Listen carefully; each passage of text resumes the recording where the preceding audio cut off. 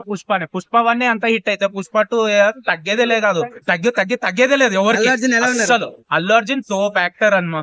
ఆయనని మించిన యాక్టర్ లేడు చెప్పాలంటే. ఎవరు యాక్టింగ్ ఎవరికి వాళ్ళకి డిఫరెంట్ స్టైల్ ఉంటుంది. అల్లు అర్జున్ అయినా స్టైలిస్ట్ ట్రైలర్ లో హైలైట్ ఫైట్స్ ఒకటి కనిపిస్తుంది. అది మీరు అన్నారు కదా అమ్మవారిది గెటప్ ఉందా.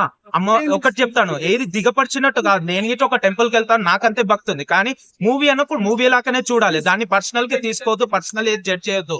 బట్ ఆ మూవీ క్లైమాక్స్ ఆ పర్టికులర్ సీన్ ఉందా, ఆ సీన్ చూస్తే సరైనోడు మూవీలా అయినది ఒక మూవీలే. ఇంటర్వెల్ కి ముందు క్లైమాక్స్ ఎంత బాగుంటది, ఫైటింగ్ సేమ్ ఆ కాన్సెప్ట్ వస్తుంది అదే టైప్ గా. కానీ ఏంటంటే అందులో నేచురల్ గా ఉన్నాడు, ఇంట్లో కొంచెం ఓవర్ గెటప్ తో ఉంటాడు. ఒక ట్రైలర్ చూసారు కదా, దేవర కల్కి బాహుబలి రికార్డులు బ్రేక్ చేస్తుందా పుష్ప 2? దేవరాది బ్రేక్ చేస్తుంది. కల్కి రీడ్ చేసే ఛాన్స్ ఉంది, కానీ బాహుబలి చేయదు. కష్టం. Baahubali is different, concept different. Baahubali అది దానికి మించిన రాదు. ట్రైలర్ లో అల్లు అర్జున్ గారు ఎలా ఉన్నారండి, ఎలా అనిపించారు? ట్రైలర్ లో సూపర్ ఉన్నాడు. ఆ ట్రైలర్ చూస్తేనే ట్రైలర్ చూసే మూవీ పోవాలనే ఇంట్రెస్టింగ్ ఉంటుంది. చాలా బాగుంది. అండ్ ఇంకా మనకి తెలుసు ఆయన ఫైట్స్ అయినా యాక్టింగ్ అయినా తోపు తురుమైనా చాలా బాగుంది. శ్రీలీలతో డాన్స్ ఎలా ఉంది అల్లు అర్జున్ గారు? శ్రీలీల డాన్స్ సూపర్, కానీ ఈయన తోపు. తెలియదు ఏముంది, ఇద్దరు కలిస్తే ఊపు.